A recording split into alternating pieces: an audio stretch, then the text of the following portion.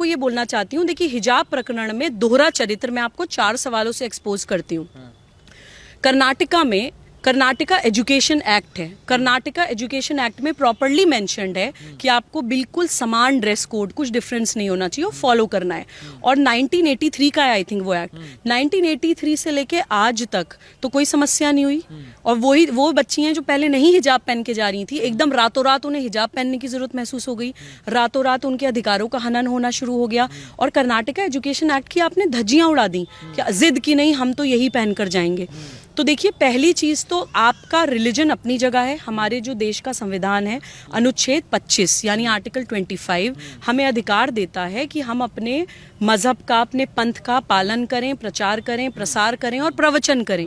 लेकिन वो एक निजी अधिकार है और वो हमारा एक प्राइवेट एक राइट है। अपनी पर्सनल लाइफ में हम वो करने के लिए इंडिपेंडेंट है।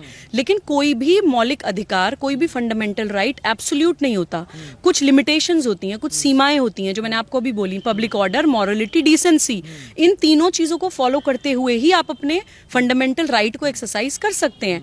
तो ये लोग ये नहीं बताते हैं, आधी अधूरी बात बताते हैं। दूसरा दोहरा चरित्र मैं आपको भी एक्सप्लेन करती हूँ कि ये कह रहे हैं कि राइट टू रिलीजन। पहले तो मैंने आपको बताया कि राइट टू रिलीजन एब्सोल्यूट नहीं है, पब्लिक ऑर्डर मानना पड़ेगा। अगर आप किसी पब्लिक प्लेस में जाएंगे, वहां का जो कोड ऑफ कंडक्ट, पॉलिसी, कायदे कानून, नियम होंगे वो आपको मानने पड़ेंगे। लेकिन अगर चलिए राइट टू रिलीजन की भी आप दुहाई दे रहे हैं, तो यही right to religion Aligarh Muslim university और जामिया मिलिया इस्लामिया में पढ़ने वाले गैर मुसलमान छात्र छात्राओं को क्यों नहीं मिलता? वहां पर आप स्कूल, यूनिवर्सिटी की dress code policy, education policy की दुहाई देते हुए गैर मुस्लिमों को शेरवानी और शलवार कमीज पहनने के लिए मजबूर करते हैं। एक ही सिचुएशन पर, एक ही विषय पर ये इतना दोहरा चरित्र कैसे दिखा सकते हैं कि एक जगह इनको राइट टू रिलीजन चाहिए कर्नाटका में, लेकिन अलीगढ़ मुस्लिम यूनिवर्सिटी में इनको यूनिवर्सिटी रूल्स चाहिए। तो देखिए, ये दोहरा चरित्र है। दूसरी बात, चुनने का अधिकार। कहते हैं मुसलमान महिलाओं का चुनने का अधिकार है हिजाब। देखिए, ठीक है, अगर मुसलमान महिलाएं अपनी मर्जी से कर रही हैं, वो प्राइवेट लाइफ में, पब्लिक लाइफ में तो मैं कहूंगी कि आपको पब्लिक ऑर्डर फॉलो करना पड़ेगा। अगर प्राइवेट लाइफ में भी अपनी मर्जी से कर रही हैं, तो मेरे जैसी मुसलमान महिलाओं के चुनने का अधिकार कहाँ गया?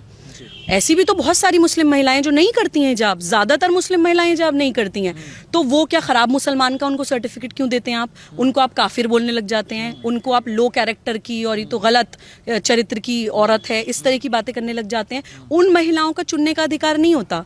आज मेरे पास जितेंद्र अबुधाबी से एक धमकी आई, कैन यू इमेजिन उनका क्या रीजंस थे धमकी देने के? हिजाब के खिलाफ बोला, उनको मेरी लिपस्टिक से परेशानी है, उनको तू जो बाल खोलकर घूमती है, इस तरह की धमकियां।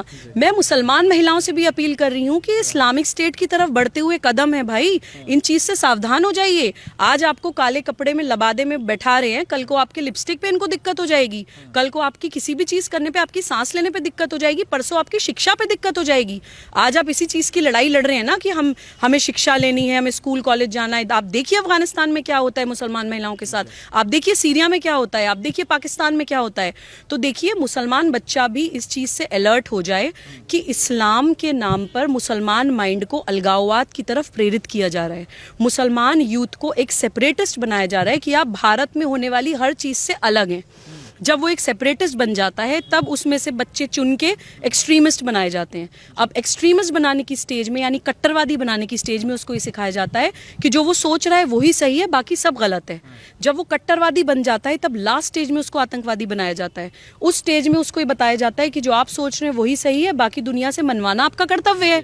उस स्टेज में आकर वो अपने अंदर बॉम्ब बांध के सुसाइड बॉम्बर बन के फटता है। उस स्टेज में वो धर्म परिवर्तन करने के लिए निकलता है। उस स्टेज में वो ये बोलता है कि अगर मैं किसी को मुसलमान बना दूंगा तो मुझे जन्नत मिलेगी। तो ये ब्रेन वॉशिंग पूरी सीक्वेंस में होती है। मैं पूरी जिम्मेदारी के साथ कहती हूँ कि आतंकवादी भी कुरान से नहीं बनते हैं जितेंद्र, आतंकवादी अलगाववाद से बनते हैं। जिस दिन हमने अलगाववाद खत्म कर दिया, आप छोटे छोटे बच्चों को तू सिख है, तू जैन है, तू बौद्ध है, तू मुसलमान है, ये बताना बंद करें। स्कूल्स हैं या किसी भी इस तरह की पब्लिक प्लेसेस हैं, बच्चों को प्लीज रिलीजन के नाम पे हम बांटना बंद करें। पंथ या मजहब हमारी बहुत पर्सनल चीज होती है, हमारी पूजा पद्धति है, लेकिन वो हमारे घरों तक है, वो हमारी निजी अपनी पर्सनल जिंदगी तक है। अगर वो इस्तेमाल करके लोग अपनी राजनीति करने की कोशिश कर लें, तो वो एक बहुत ही गलत डायरेक्शन में चीजें जा रही हैं। और कैंपसेस में अभी ये भी खबर आई है जितेंद्र की ये जो मूवमेंट चला है, ये PFI की है एक विंग है, campus front of India, student wing, CFI I think उसको बोलते हैं। ये भारत में इस्लामिक स्टेट बनाने के आंदोलन की एक शुरुआत है।